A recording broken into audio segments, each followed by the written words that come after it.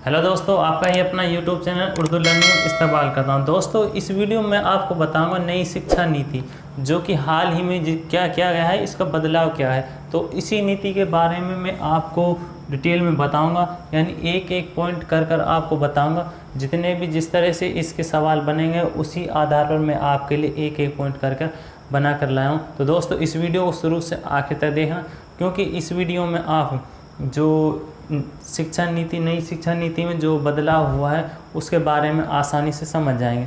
तो इसमें क्या है कि जिस तरह 1986 से जुड़ते हुए सवाल आते हैं, जो 1986 शिक्षा नीति है उससे जुड़ते हुए जितने सवाल आते हैं, तो इसी तरह इससे भी आएंगे, क्योंकि नई अपडेट करंट का सवाल है तो इस पर ज़्यादा गौर देना है, क्योंकि इसी से जो सवाल बनेंगे उन सब को मैंने इसी आधार पर आपके सामने पेश करूँगा। तो दोस्तों, चलिए करते हैं इसकी शुरुआत और आप भी बने रहे हमारे साथ। जैसे कि नई शिक्षा नीति केंद्रीय कैबिनेट मीटिंग में इसका महत्वपूर्ण जो तथ्य सामने किए हैं उनको यहाँ पर आपको बता रहा हूँ। चलिए देखते हैं। मानव संसाधन विकास मंत्रालय को अब शिक्षा मंत्रालय कहा जाएगा। ये क्या बदलाव हुआ इसमें? ये हुआ कि अब शिक्षा मंत्रालय कहा जाएगा। जो पहले मानव संसाधन विकास मंत्रालय था उसको अब शिक्षा मंत्रालय किया जाएगा, यानी कहा जाएगा। ये इसमें क्या हुआ? बदलाव हुआ। अच्छा, आगे देखते हैं। शिक्षा विभाग को गैर शैक्षणिक कार्यों से हटाया जाएगा। कहने का मान ये है, जो शिक्षा विभाग में जितने भी शिक्षक काम करते थे, जो अलग से उनकी ड्यूटी लगी होती है, यानी अलग डिपार्टमेंट लगा दी जाती है, तो उससे उसको हटा दिया जाएगा और सिर्फ चुनाव में ड्यूटी लगेगी। किस में लगेगी? चुनाव में ड्यूटी लगेगी और सारे डिपार्टमेंट से इसको हटा दिया जाएगा। अच्छा, जैसे BLO है, SDM, ये इस तरह से जो जहाँ पर ही काम करते थे उससे भी वहाँ हटा दिया जाएगा। चलिए, यहाँ पर एक जगह काम करेगा, सिर्फ चुनाव में ड्यूटी लगेगी। अब आगे देखते हैं। विज्ञान व गणित को बढ़ावा दिया जाएगा और इससे अनिवार्य विषय के रूप में पढ़ाया जाएगा।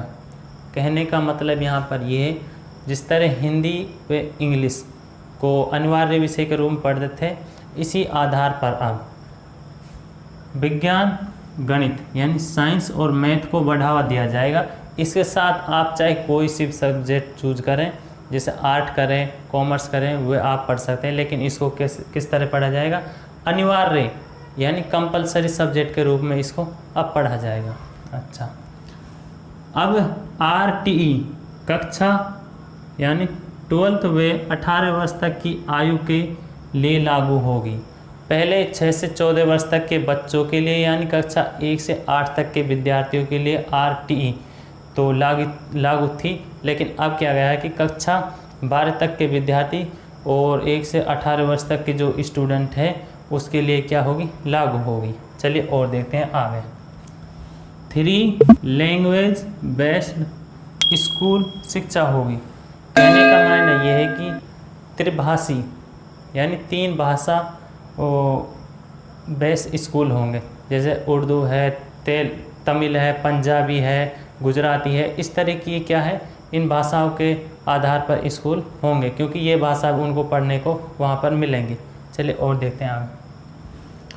फॉरेन लैंग्वेज कोर्स भी स्कूलों में शुरू होंगे। विदेशी ज़बानों के भी स्कूलों में पढ़ने को मिलेंगी, क्योंकि ये कहा गया है कि फॉरेन लैंग्वेज यानी जो विदेशी भाषा है उनके कोर्स भी स्कूलों में शुरू होंगे। जैसे है कनाडियन है, इटालियन है और चाइनीज़ है, अमेरिकन है। ये इस तरह की जो ज़बान है यानी भाषा है उनको यहाँ पर शुरू कर जाएगा और यहाँ पर विद्यार्थी उसको पढ़ेंगे। चलिए और देखते हैं आगे। NCERT पूरे देश में नोडल एजेंसी होगी। जो NCERT द्वारा जो पाठ्यक्रम जो निर्धारित किया जाता है उसका पूरे देश में क्या होगी? एक नोडल एजेंसी होगी। स्थानीय भाषा भी शिक्षा का माध्यम होगी। कहने का मायने ये है कि यहाँ पर ये भी एक अच्छा बदलाव किया गया है कि जो स्थानीय भाषा है, लोकल लैंग्वेज है, उसको भी यहाँ पर शिक्षा का अधिकार के माध्यम से उसे शुरू किया जाएगा। ये भी किस्म बदलाव किया है, नई शिक्षा नीति में बदलाव हुआ। और आगे देखते हैं, SMC के साथ SCMC लागू हो गई। स्कूल मैनेजमेंट कमेटी के साथ स्कूल कॉम्प्लेक्स मैनेजमेंट कमेटी भी इसमें लागू होगी।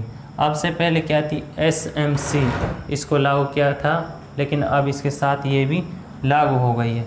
तो यहाँ तक कि कितने पॉइंट है, 10, इसके बारे में मैंने बताया। अब इससे आगे और जो शिक्षक से जुड़े हुए कर्तव्य हैं उनके बारे में आपको बताऊंगा। तो तब तक के लिए आपके लिए मैंने ये पॉइंट बनाए हैं और उनको भी आगे लाऊंगा। तो ये वीडियो जैसे आपको लगे हमें कमेंट करके ज़रूर बताना, क्योंकि इसी तरह मैं आपके लिए